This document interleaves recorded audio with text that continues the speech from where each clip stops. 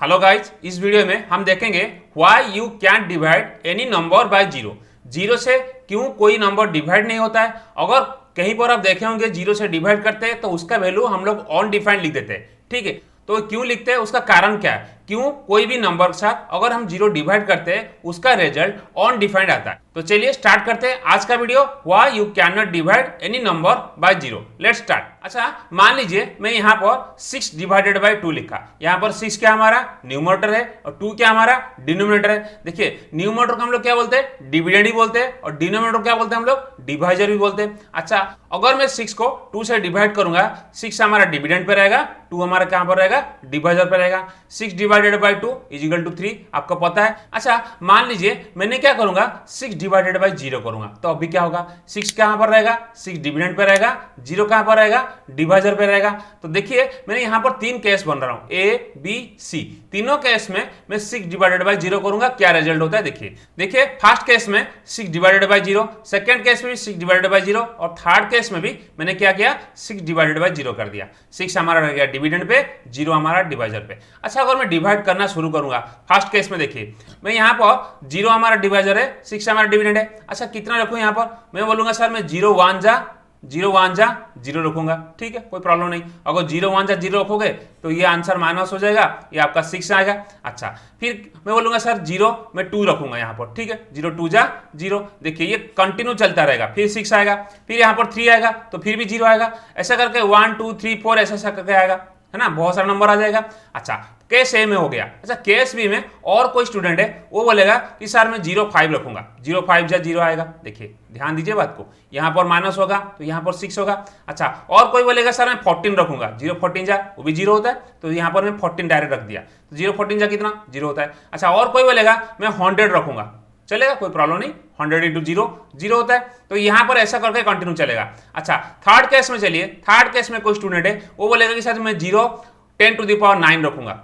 हाँ, 10 to the power 9 into 0 0 होता है। ठीक है, देखिए इसका वैल्यू कितना होगा, ये 6 होगा माइनस करने के बाद। ठीक है, इसके बाद बोलेगा सर मैं 10 रखूंगा। देखिए यहाँ पर कुछ भी वैल्यू रख सकता है। देखिए यहाँ पर 10 अगर रखोगे तो 10 इंटू 0 कितना हो जाएगा, 0 हो जाएगा। देखिए यहाँ पर कुछ भी वैल्यू आ सकता है। देखिए यहाँ पर फर्स्ट केस में कुछ वैल्यू आया, सेकंड केस में कुछ अलग वैल्यू आया, थर्ड केस में कुछ अलग वैल्यू आया, कुछ डेफिनेट वैल्यू नहीं आ रहा है। देखिए ध्यान दीजिए, फर्स्ट केस में 1 2 3 4 डॉट डॉट आया, है ना, जरूर नहीं 1 2 3 4, कुछ भी वैल्यू आ सकता है। सेकंड केस में देखिए 5 1 4 डॉट डॉट 0, थर्ड केस में कुछ और वैल्यू आया। देखिए ये तीनों केस में 6 डिवाइडेड बाय 0 कोई डेफिनेट वैल्यू नहीं आ रहा है। यहाँ पर कुछ अलग वैल्यू आ रहा है, यहाँ पर कुछ अलग वैल्यू आ रहा है, और यहाँ पर कुछ अलग वैल्यू आ रहा है। तीनों केस में अलग अलग वैल्यू आ रहा है। बट यह वाला केस में देखिए 6 डिवाइडेड बाय 2, मतलब मैं करूंगा तो 3 रहेगा, दुनिया में कोई भी करेगा वो 3 आंसर आएगा, डेफिनेट वैल्यू आएगा। यहाँ पर जो वैल्यू आ रहा है क्या है, डेफिनेट वैल्यू आ रहा है। ठीक है, बट यहां पर क्या देखिए, यहां कुछ अलग वैल्यू आ रहा है, यहां कुछ अलग वैल्यू आ रहा है, और यहां पर कुछ अलग वैल्यू आ रहा है, और कोई करेगा तो और कुछ अलग वैल्यू आएगा।